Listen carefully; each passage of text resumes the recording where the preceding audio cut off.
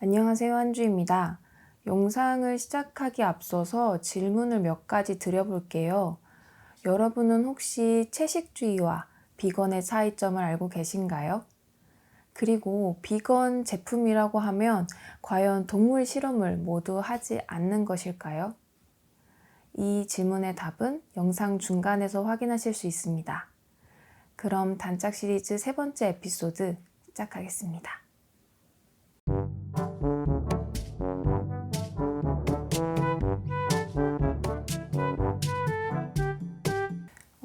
요즘에 기후위기나 지구온난화 현상을 제가 직접 체감하면서 친환경, 비건 이런 분야에 관심을 많이 갖게 됐어요. 그래서 이 분야와 관련된 책이나 유튜브 영상이나 다큐멘터리 같은 거를 많이 봤는데 그 중에서도 제가 너무나도 추천드리고 싶은 책을 만나서 이렇게 들고 왔습니다. 바로 미지수 작가님의 지속 가능한 삶 비건 취향입니다.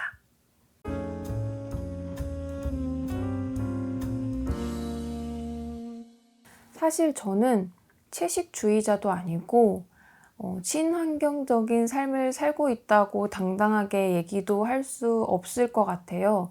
그런데 이제 비건 생활을 시작할 의지가 생겼고 또 저처럼 의지도 있고 생각도 있지만 막상 시작하려고 하니까 두려우신 분들, 막상 시작하려고 하니까 머뭇거리게 되는 분들한테는 이 책이 많이 도움이 될 거라고 생각합니다. 그럼 책 소개에 앞서서 작가님 소개 먼저 해드리도록 하겠습니다. 미지수 작가님은 현재 카카오 브런치에서 독일 생활과 비건에 관련된 글을 연재하고 계십니다. 여러 나라에서 생활해본 덕에 많은 문화들을 직접 체험하셨고 그러다가 비거니즘이라는 것을 알게 돼서 그때부터 공부하시고 아직까지도 실천해 오고 계신다고 합니다. 이 작가님에 대한 더 자세한 정보가 너무나 찾기가 어려워서 제가 이 작가님 소개 대신에 왜 그 많고 많은 비건 환경 관련된 책 중에서 이 책을 들고 왔는지에 대해서 말씀드려 보도록 하겠습니다. 제가 이 책을 추천하는 첫 번째 이유는 완벽함보다는 지속 가능함을 중요하게 보는 점입니다. 특히 한국에서는 완벽한 비건 생활을 한다? 이거는 굉장히 어려운 부분인 것 같아요. 그리고 우리가 완벽함을 추구하다 보면은 아예 시작을 못 해버리는 경우도 많잖아요. 그래서 일단은 시작을 해보고, 비록 조금은 어설프고 조금은 실수가 있을지라도 일단은 시작을 해보고 나만의 기준을 맞춰서 그 기준을 조금씩 높여가 보는 그런 방법으로 진행돼야지 지속 가능하고 스트레스 없는 비건 생활을 할 수 있을 거라고 생각합니다. 제가 이 책을 추천하는 두 번째 이유는 바로 이 책에서 직접 얻는 정보도 있지만 우리가 지속적으로 정보를 얻을 수 있는 채널을 제공한다는 점이었습니다. 그래서 이 책을 소장하고 있으면 우리가 어떤 부분에 대해서 더 공부를 할 수 있고 또 이 책에서 알려주는 사이트나 다른 것들을 통해서 우리가 지속적으로 최신 정보를 업데이트 받을 수 있다는 점도 굉장히 좋았습니다. 마지막으로는 비건 입문자로서 걱정하고 궁금해할 수 있는 부분들을 작가님의 에세이로 충분히 녹여냈고 그래서 우리가 이런 상황이 됐을 때 어떻게 대처하고 어떻게 대체할 수 있는지에 대해서 알 수 있었던 점이 좋았습니다. 그럼 이제 조금 더 자세한 책의 구성과 전체적인 내용에 대해서 알아보도록 하겠습니다. 이 책은 크게 세 가지 파트로 구성되어져 있는데요. 첫 번째 파트는 단계별로 우리가 해볼 수 있는 활동, 도전 같은 걸 제안해 주시고 계시고 두 번째 파트에서는 이 활동들과 관련된 정보들을 얻을 수 있는 책이나 유튜브 영상이나 다큐멘터리나 이런 것들을 알려주고 계시고 세 번째로는 그 활동과 관련된 작가님의 경험이나 생각들을 녹여낸 에세이로 구성되어져 있습니다. 그리고 이 책은 14단계로 구성되어져 있지만 제가 임의적으로 5묶음으로 묶어서 소개를 해드리도록 하겠습니다. 먼저 1, 2, 3단계를 하나로 묶어봤는데요. 1단계 마음의 준비하기에서는 우리 주변에 얼마나 많은 고기와 동물성 재료들이 사용되고 있는지를 인식해보고, 또 내가 비건 생활을 할 때 어떤 방해 요소들이 있을 거고 그 방해 요소들에 대해서 미리 변명거리를 생각해 보는 단계입니다. 2단계 내 주변의 비건 정보 모으기에서는 앞서 알려드린 비건 관련 사이트나 SNS를 통해서 내 주변에 어떤 비건 식당들이 있고, 또 비건 레시피들은 어떤 것들이 있고, 내 주변에 또 비건 지향인이 있는지 알아보고 그분에게 조언을 들어보는 것을 제안하고 있습니다. 마지막으로 3단계 비건으로 밥 먹기에서는 우리가 직접적으로 비건식을 해보는 그런 단계입니다. 그래서 채식 식재료를 사보기도 하고 비건 레시피대로 만들어 보기도 하고, 또 식당에 갔다면 식당에서 동물성 재료를 빼달라고 요청도 해보는 그런 단계입니다. 이 부분에서는 비건식, 채식에 관련된 내용을 담고 있는데요. 특히 한국에서는 고기를 먹어야지 힘이 난다, 고기를 먹어야지 건강해질 수 있다라는 인식이 강해서 굉장히 비건 생활을 하기 어려운 환경인 건 맞는 것 같아요. 그런데 이미 육식을 제외한 식단들이 건강에 더 좋다는 증거들이 넘쳐나고 있고, 또 이 책에서 작가님 스스로 건강해짐을 체험한 사례가 들어있어서 비건의 타당성에 대해서 생각해 볼 수 있는 파트였습니다. 또 이 부분에서는 이름만 들었을 때 우리가 알 수 없는 동물성 재료에 대해서도 얘기를 해주고 있는데요. 예를 들면 젤라틴은 돼지와 소의 필요 없는 살과 뼈를 끓여서 추출한 성분이라고 합니다. 그 외에도 대량 생산을 하기 위해서 비상식적으로 운영되는 축산업의 실태와 끔찍한 동물성 재료들에 대한 얘기가 나와서 굉장히 읽기 어려워지는 부분들이 많았는데요. 그래도 이것이 현실이기 때문에 꼭 알아야 할 필요가 있는 부분이라고 생각했습니다. 그리고 4번째, 5번째 단계에서는 동물성 재료들이 들어간 제품을 사용하지 않고 또 동물을 소비하는 활동을 하지 않는 것을 제안하고 있습니다.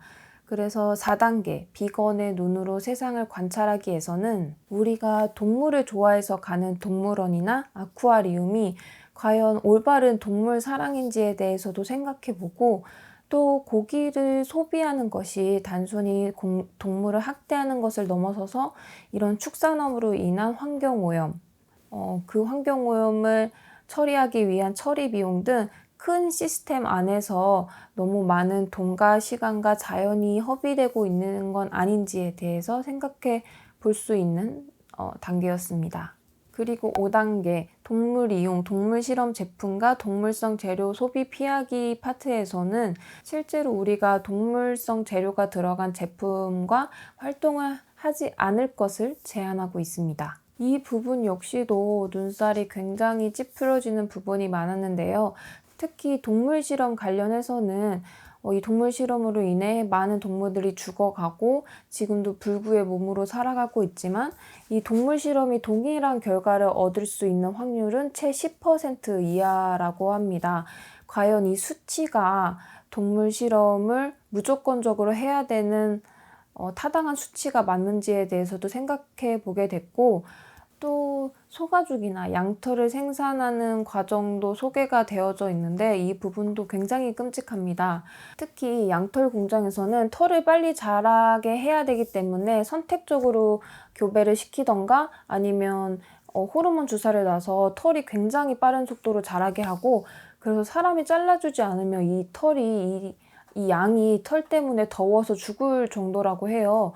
그리고 이 양털 공장에서 일하는 노동자들이 임금을 받는 방법이 시급제가 아니라 무게당 받는 임금제이기 때문에 어떻게 생산을 해내고 있을지에 대해서 여러분들도 상상을 하실 수 있을 거라고 생각합니다. 또 이 부분에서는 크루얼티 프리라는 새로운 개념이 등장하는데요. 이쯤에서 제가 영상 처음에 했던 질문에 대한 답을 드리도록 하겠습니다. 바로 이 크루얼티 프리는 동물 실험을 하지 않은 제품을 의미합니다. 그래서 귀여운 토끼 모양의 인증 마크가 있다고 해요.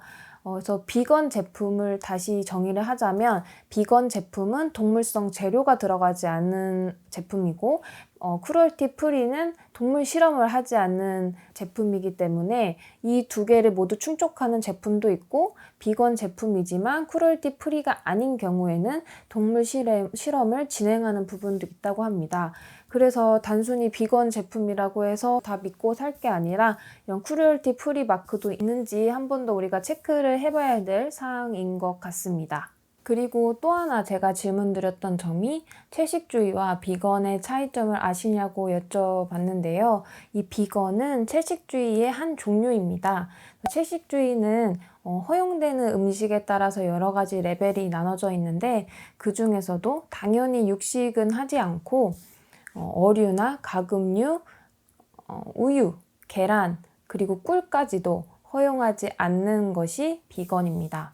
주변에서 채식주의를 하지만 달걀이나 우유 정도는 치즈 이 정도는 드시는 분들은 굉장히 많은데 비건이즘을 하시는 분들은 왜 이것까지 제한을 하는지에 대해서 이번 파트에서 이제 소개가 되고 있습니다. 바로 6단계, 7단계, 8단계, 9단계를 이렇게 한꺼번에 묶어봤는데요. 6단계, 바닷속에서 일어나는 일에 관심 가져보기에서는 생선구이부터 멸치, 새우가루, 액젓까지 사용을 하지 않는 것을 제한하고 있습니다. 이 부분에서는 상업적인 어업이 바다 생태계를 굉장히 파괴시키고 있다는 것도 얘기를 해주고 있고 또 우리가 어류나 그 다음에 문어, 오징어 같은 두 종류는 고통을 못 느낀다고 알고 있었잖아요. 그런데 이것이 사실이 아니라고 합니다. 특히 문어나 오징어 같은 두 종류는 온몸이 다 신경계로 되어져 있어서 어떻게 보면 이런 생물들을 우리나라에서 굉장히 산채로 손질해서 많이 먹잖아요. 그래서 그런 걸 상상하니까 굉장히 끔찍하게 느껴졌고요. 또 여기서 알아야 될 것이 산소가 제일 많이 생성되는 곳이 어디신가요? 라고 물어보면 대부분 숲이나 아마존이나 열대우림을 많이 생각하실 텐데 우리 지구에서 가장 많은 산소 공급원은 바로 바다입니다. 그런데 이 바다가 지구온난화와 그리고 여러 가지 쓰레기와 환경오염으로 인해서 점점 산성화가 되어져 가고 있고 이 산성화로 인해서 흡수할 수 있는 이산화탄소 양은 줄고 내보내는 산소의 양도 줄어들기 때문에 지구온난화를 점점 가속화시키고 있는 문제가 있다고 합니다. 그리고 더 끔찍했던 것은 2047년 즉 우리의 27년 후에는 바다 생물이 존재하지 않을 수도 있다는 예측도 나오고 있는 상황이라고 합니다. 그리고 7단계 생명 존중의 범위 넓혀가기 위해서는 동물을 직접적으로 소비하는 것은 아니지만 꿀이나 팜유의 소비량을 줄여서 이것들을 생산해내는 과정에서 일어나는 환경오염이나 아니면 생태계 파괴 그리고 동물들의 살 권리를 보호해 줄 것을 제안하고 있습니다. 그리고 그 다음 단계, 9단계는 우유와 달걀에 대해서 생각해 보기. 이 부분에서는 우유 대신에 두유를 그리고 달걀 대신에 두부를 사용하는 것을 제안하고 있는데요. 우리가 요즘은 달걀이나 우유를 동물 복지 제품을 사용해서 문제가 되지 않지 않을까라는 생각도 들 수 있는데 이렇게 직접적으로 먹는 것도 있지만 여러 가공식품들의 성분 안에 들어가 있는 경우도 있습니다. 달걀 공장과 우유 공장이 수요를 맞추기 위해서 이와 관련된 생산 공장에서 엄청나게 또 끔찍한 일이 벌어지고 있는 거에 대해서 소개를 해주고 있고요. 특히 우유 공장에서는 임신을 해야지 젖이 나오기 때문에 계속해서 인공적으로 임신을 시키고 당연히 이 임신을 시키는 과정도 굉장히 끔찍합니다. 사람의 손에 인공적으로 채취한 수컷의 정자를 묻혀서 손으로 찔러 넣는 방법을 하고 있다고 해요. 여튼 이렇게 끔찍한 방법을 통해서 임신이 되면 일단 젖을 짜내고 또 임신해서 태어난 송아지들은 암컷일 경우에는 또 이렇게 젖자는 기계 도구처럼 키워지고 수컷인 경우에는 바로 폐기를 한다고 합니다. 그리고 어미소도 이제 임신을 할 수 없는 상태가 오면 햄버거 패티 같은 그런 고기 공장으로 보내진다고 합니다. 이게 과연 정말 일어나야만 하는 일인가에 대해서 다시 한번 생각을 하게 되는 부분이었습니다. 그리고 또 이 단계에서는 단순히 동물을 보호하는 것뿐만 아니라 이 여성성을 가지고 있는 동물들, 그리고 이런 질 낮은 환경의 공장에서 일하고 있는 유색 인종들에 대한 차별, 이런 여러 가지 차별에 대한 얘기도 묶어서 얘기를 하고 있는데요. 그래서 이런 비거니즘 활동이 단순히 동물들의 피해를 줄이는 것도 있지만 더 큰 의미를 내포하고 있다는 점도 알 수 있었습니다. 그리고 10단계, 11단계, 12단계에서는 환경과 관련된 얘기를 하고 있는데요. 10단계, 지금 여기의 것을 소비하기 위해서는 국내산 제철 재료를 사용해 보고 또 이제 유기농 제품들을 조금 더 싼 값에 쉽게 구입할 수 있는 선순환을 만들기 위해서 유기농 재료들을 많이 사용해 보자라고 제안을 하고 있습니다. 그리고 이 부분에서 또 깜짝 놀랐던 부분이 저희가 GMO 작물을 재배하는 것, 유전자 조작 작물을 재배하는 게 금지되어져 있지만 전 세계적으로 GMO 작물을 제일 많이 섭취하는 국가가 바로 한국이라고 합니다. 그만큼 얼마나 많은 가공식품들을 먹고 있고 그 가공식품들 안에는 얼마나 많은 GMO 작물들이 들어있는지를 깨닫게 됐고요. 어차피 이런 가공식품은 내 몸에도 안 좋기 때문에 비거니즘을 하지 않더라도 이런 소비는 줄여보는 게 좋을 것 같습니다. 그리고 11단계 기후변화 인지하고 행동하기에서는 기후위기를 해결할 수 있도록 우리가 조금 더 적극적으로 활동을 해보자라고 제안을 하고 있는데요. 특히 축산업에서 발생하는 메탄은 이산화탄소의 23배나 강력한 온실가스라고 합니다. 그래서 비거니즘 활동을 통해서 축산업을 줄여나가고 이 축산업이 줄여지면 자연스럽게 메탄 발생량도 줄어들 거고 이 메탄 발생량을 줄이는 것이 이산화탄소를 줄이는 것보다 훨씬 더 큰 효과를 누릴 수 있다고 합니다. 그 다음 단계인 12단계에서는 불필요한 낭비와 소유, 쓰레기 최대한 줄이기, 이 부분에서는 정말 필요한 소비만 해보자, 쓰레기를 최대한 줄여보자 라고 제안을 하고 있는데요. 우리가 단순히 분리수거해서 버린 플라스틱이 재활용이 모두 될 거라고 생각을 하잖아요. 근데 1950년대부터 전체 플라스틱의 약 9%만이 재활용이 되고 있다고 합니다. 나머지 91%는 어딘가에 둥둥 떠다니거나 하여튼 어딘가에 존재를 하고 있다는 건데요. 이 부분에서도 굉장히 끔찍했던 게 이미 전 세계의 바다소금의 90%에서 미세 플라스틱이 발견되고 있고 또 전 세계 수돗물의 83%, 생수 93%에서도 이 미세 플라스틱이 발견되고 있다고 합니다. 정말 이제 인간들이 저질렀던 악행들이 다시 인간에게 되돌아오고 있다라고 느껴지는 그런 부분이었습니다. 마지막 13단계, 14단계에서는 우리가 앞선 단계를 통해서 우리의 경험들을 한번 되돌아보고 그 경험을 통해서 우리의 몸과 마음이 어떻게 변했는지에 대해서도 생각해보는 그런 단계입니다.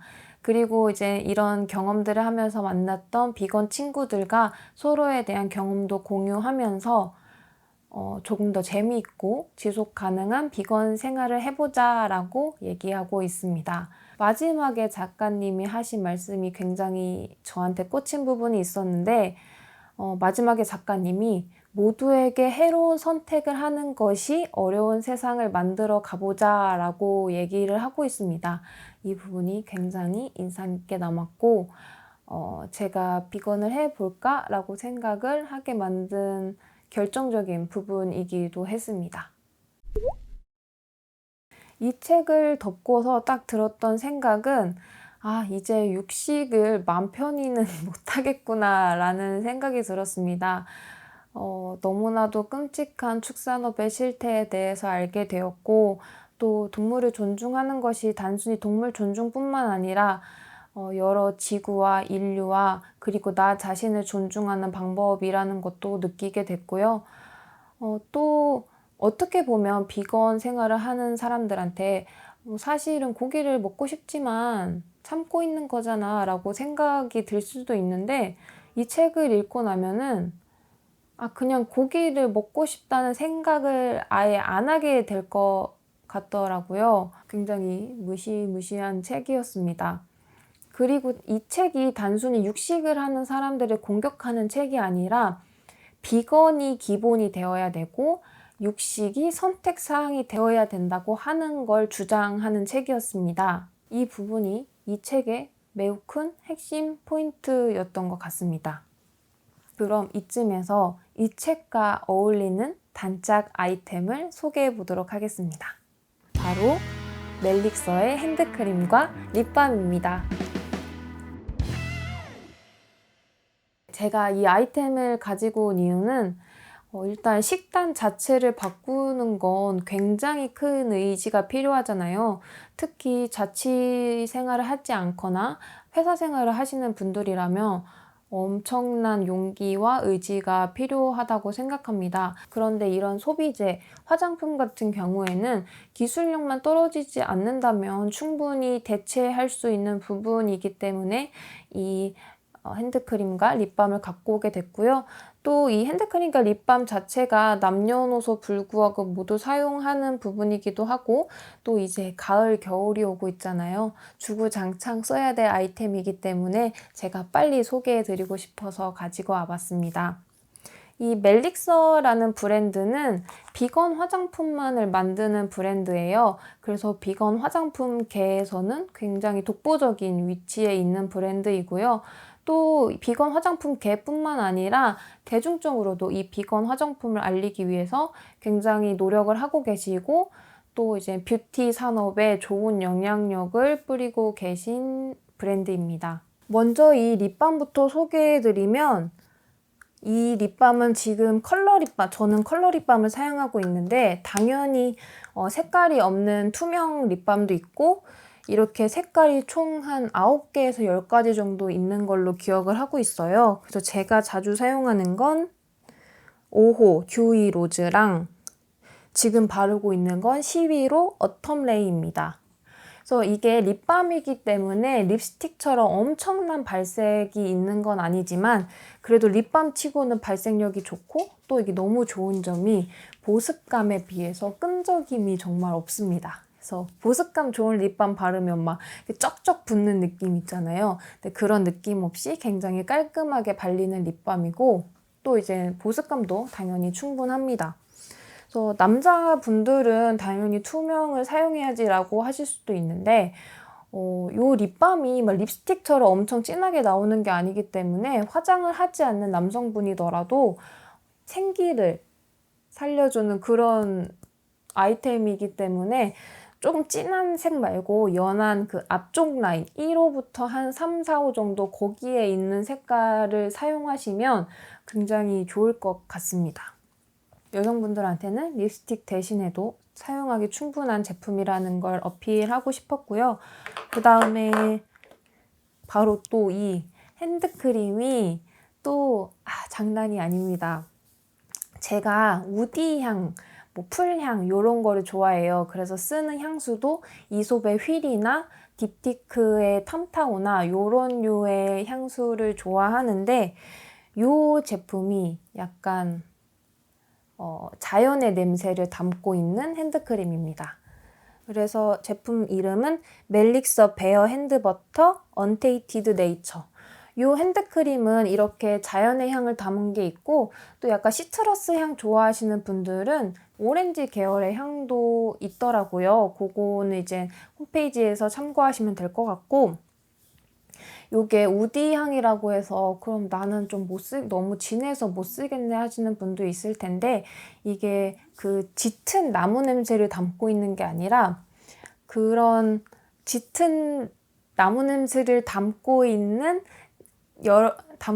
나무가 많은 숲속에서 새벽에 약간 그 촉촉한 느낌이 있는 새벽에 날법한 공기 냄새입니다. 그러니까 전혀 부담스럽지 않고요. 그렇다고 또 향이 너무 없지도 않고 생각보다 발향도 오래 가고, 특히 저는 이걸 잠자기 전에 발라주면 너무 좋더라고요. 그래서 우디 향을 좋아하시는 분들이라면 이 핸드크림도 굉장히 추천드립니다. 당연히 이 제품도 보습감도 굉장히 훌륭했습니다. 이렇게 해서 책 지속 가능한 삶 비건 지향과 비건 브랜드인 멜릭서의 핸드크림과 립밤을 소개해 드려 봤는데요.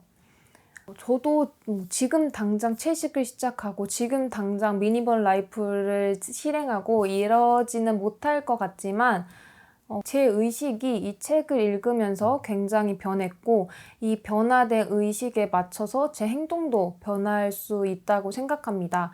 그래서 저도 차근차근 한 단계 한 단계부터 해보려고 하고 있고요.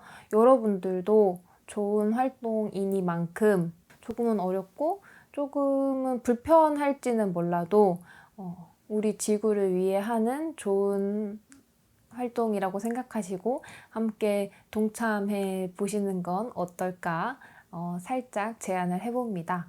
그럼 오늘의 단장 영상은 여기서 마치도록 하겠습니다. 나중에 기회가 된다면 제가 또 어떤 비건 활동들을 해왔는지 한번 얘기를 해보는 시간도 가져볼게요. 네. 그럼 지금까지 시청해 주셔서 너무너무 감사합니다. 다음에 또 뵐게요. 안녕. 그리고 지금 멜릭스 홈페이지에 가시면 최초 회원가입하면 신규 회원한테만 15% 할인 쿠폰을 주고 있더라고요. 요 점도 참고하시면 좋을 것 같습니다.